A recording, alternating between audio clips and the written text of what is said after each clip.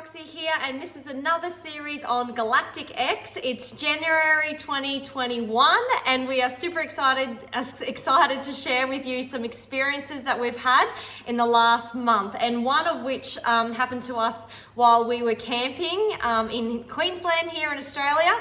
I woke up after connecting with the star system up in the night sky. I woke up with imprints on my left palm, 3 along and 1 up above, and I'll insert a picture here now so you can see it, and we're all questioning about it, and we're also going to talk about the disclosure that is upon us this year, with multiple sources coming out saying that the COVID bill will be presenting a 180-day countdown of UFO disclosure. So President Trump has inserted into that COVID relief bill massive funding to actually get full disclosure from the Central Intelligence Agencies on all types of unexplained phenomenon, particularly UFO-based phenomenon. And there's this talk in the media of the countdown to 180-day disclosure. What that means for you and I is going to be certainly hard to guess, because they may tell us everything, which is highly unlikely. They may just let out little bits of information. But I've been researching recently, and just some information on the Ben Shapiro show, which has millions of followers and speaks a lot about politics. He actually brought up this topic of UFOs and of evidence, and specifically, and you can imagine from that particular source, very scientific information showing that they now have metals that are not of this earth and have clearly been manufactured, and it's metal made out of things that aren't found here on earth. It's been manufactured and shaped and is clearly remnants of some sort of crashed craft, and everyone's going, yeah, I just don't know about UFOs, yeah, I just don't know if I believe. And they just started showing all this information, and by the end of it, you start to think, you know, we have become numb to any sort of information on this topic. It's like as soon as somebody has, like a credible witness has seen something unexplained, I mean, until it's the US Navy showing those black and white images of those unexplained craft, and even then everyone goes, yeah, man, I wonder what it could be. And they just keep going on with their day. Yeah, so I think we've all sort of become numb, skeptical, suppressed. Yeah, and there's so much doubt in people's minds, and a whole lot of so what, how does this affect us? But I think if people really started to grasp what this means, it's going to have a drastic impact on people's consciousness. And certainly for us, this is something which is part of everyday conversation. It's almost daily that in meditation, Roxy is astral traveling, she's traveling down portals, she's getting information, downloads, upgrades, all sorts of different things going on. And for you and for the people that you work with, multi-dimensional travel and information and the sort of things and the healing work that you're actually doing through this channeling of energy is tied right in with UFO disclosure and higher light beings, correct? Well, that's right. It's higher consciousness. It's, you know, it's only happened for both Pete and I since we worked on ourselves and we elevated our consciousness. And that means dropping the density out of our physical and emotional bodies from a 3D realm into like a 4th dimensional 5D realm. So this is your consciousness going up. It's not your physical body.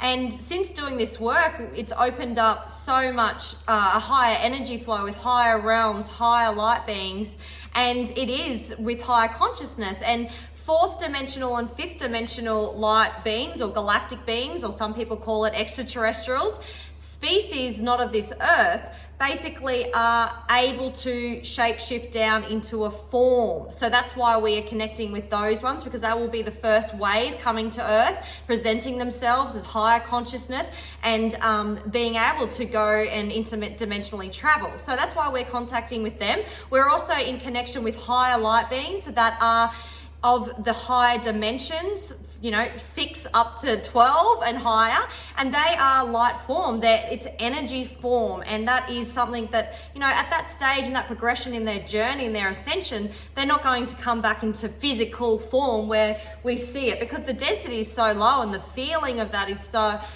different. It's not bliss and love and joy where we live in the 3D realm. So we were camping, and I connected with the saucer up in the sky system, and we were watching the stars, watching out for UFOs when we were away before Christmas, and I just started purging and crying, and my son was there, and he was just holding me, which was really nice, instead of running to each other and going, "What's wrong? Are you okay?"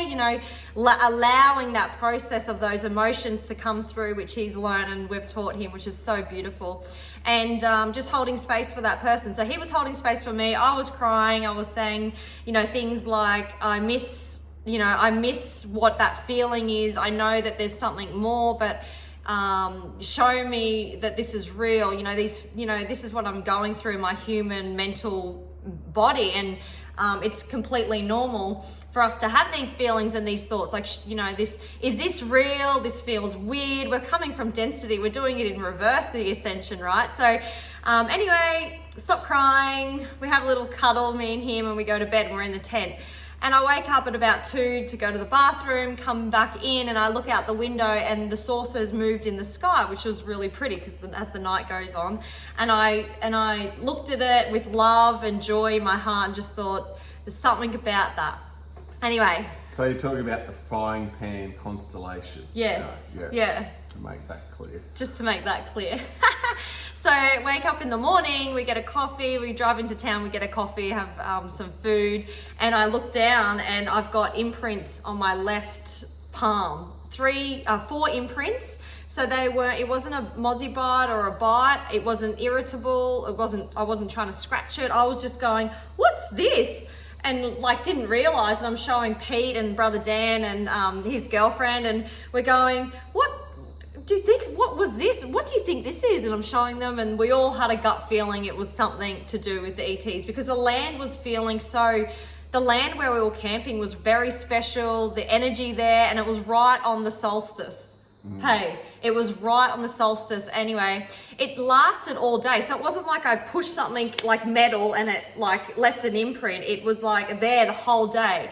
And it wasn't a bite or anything. And I just felt, that it was something. So I went into meditation, and I asked what it was. And it was an injection of energy to be able to connect and hopefully be able to work with the ETs more closely, to show humanity that this is higher consciousness, and this is the bridge, and bridging the gap between galactic and humanity, which we are all suppressed from. So that was really interesting and exciting. And we came out last night and the night before to watch the stars like we normally do, and man, things are stepping up out there in the night sky. It's such an exciting time to be here.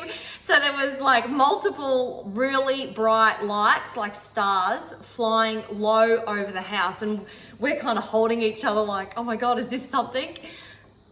And it's just so exciting. So yeah, they're connecting, they're checking our temperature, they're, coming in slowly and gently, so we as human and our mental status can handle a meeting eventually. So it's not going to happen overnight. It's not a scary thing. It's with love and joy and ease and grace and flow.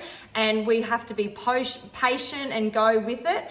And they will know when the time's right, when our elevation of consciousness is ready to meet and greet. And yeah, exciting. Do you have anything else to add? Oh, I think, look, just on some calls this morning, talking to people about their spiritual awakening journey, and so many people wanting to connect more to their higher selves, wanting to get their pineal gland awakened so that they have stronger intuition and stronger law of attraction, and just to be able to manifest more of what they actually do want in their life. It starts with working on yourself, being able to clear away the density and the pain, and often it's from our childhood and painful lessons of our life, how to let that go, drop it, and then to be able to tap into and access focused, elevated mental states. The alpha, theta and gamma brain states, being able to control that, use your visualization and your imagination. And that's what I've been working with these people on, and helping them to be able to give a structure and a framework to their mental activities. Initially, we all use that to manage our stress better and to achieve more in our businesses and our lives and etc. But when you move it forward, guys, the ability to be able to do multi-dimensional work becomes available, and Roxy, you're excelling at that at the moment. Thank you. We've all got the seed inside of us, so we hope this video finds you well. We're sharing this to help you on your ascension, your elevation, your journey into higher states of consciousness, and we'll be back soon with another update. Bye, guys. Bye.